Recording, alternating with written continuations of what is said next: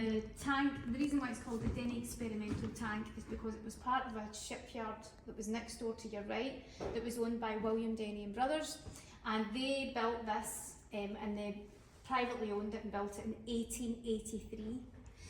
So what this is all about, this building, is ship design, and they were testing in this tank scaled down models of proposed ships they were thinking about building. So on the small scale they could find out about the force in the water, the drag and the speed, and the model would be attached to the carriage at the very far end there, and when it was fixed to that, that would tow the boat basically underneath and pick up the readings using a dynamometer needle, it's called.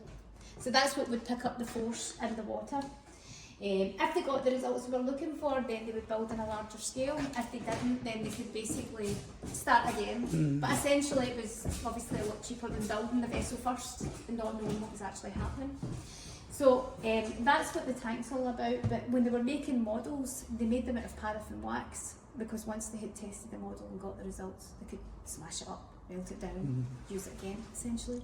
So the model workshop area is just down here, and this is where they made all the models. So it's all original from 1883, and you see there's a mould down in the corner there, and that's made out of soft clay, and that would be shaped, and the liquid wax basically would be poured from the 3 tanks there and poured into the mould and left overnight for 24 hours.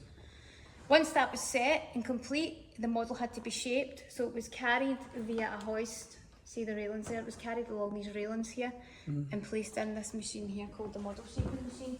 And this basically was to get it more refined, the shape of it, because the model itself, obviously when it's poured in, it's not quite accurate. So upside down here, and there's 2 cutter heads which would come in and slice into the bottom of the hull. Once each line was sliced into the bottom of the hull, it was then ready for it to be hand pared down, which would be over here on the scraping platform, be scraped and pared down. A bit like woodwork. So the incisions are cut in and then it's pared down essentially. And that's it, ready for testing once that's complete. So that's the kind of basic process of it. I've just left out all the technical things in between, but it's a lot more intricate than that. But this is the type of place, if you're coming to visit, then you just start with the basics and then you add on everything else as you go on. So hopefully that gives you a good idea. Okay. Yeah, I know I'm really good with pictures. We had